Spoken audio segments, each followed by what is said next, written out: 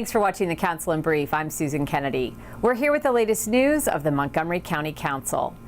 When the Council approved the fiscal year 2017 budget in May, it included $89 million over the state's maintenance of effort requirement for the schools, with close to $38 million earmarked specifically for class size reduction and for programs aimed at closing the achievement gap.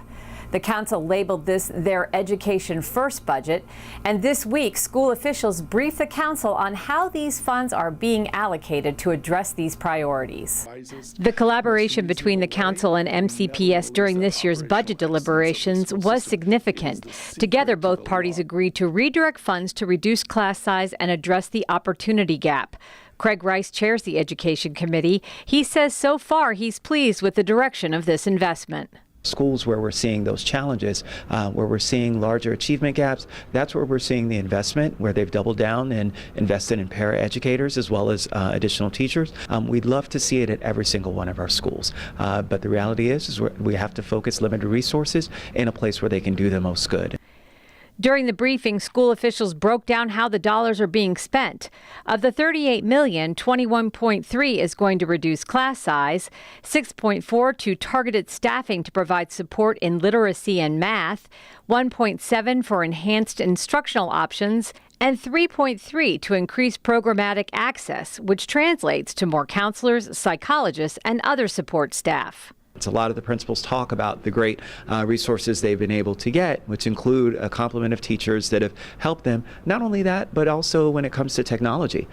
Utilizing the Chromebooks and the additional funding that the County Council gave MCPS has allowed them to close computer labs and actually use that space to actually open up more classrooms, which also helps to reduce class size. Council members say they will continue to monitor this investment as the year goes on and work to maintain this newly formed relationship with the schools.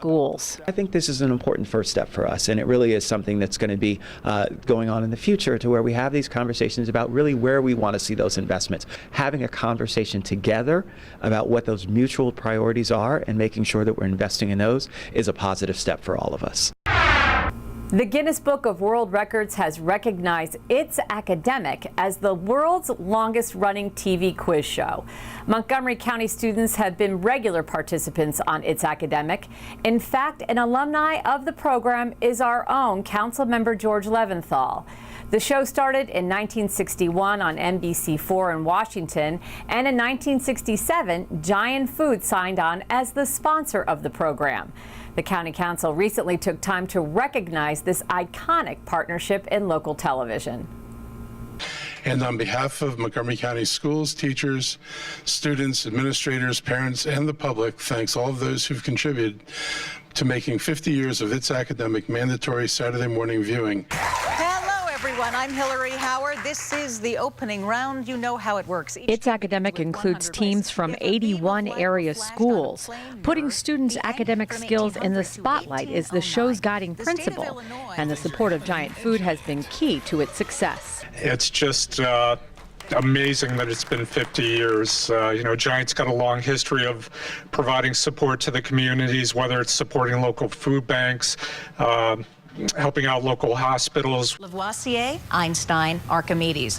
Which of these three men of science established law of conservation of matter? We don't value intellectual curiosity any longer, and it's so important to reinforce the fact that not only should we all be curious, we should all give props to the people who take it seriously and believe that learning isn't just important because you get a job, but that learning is important for learning's sake. It makes us better human beings. Right there. So I don't know much about. That's me. Barry Kemelhor appeared on It's Academic 5 times, and he says preparation for the show was intense.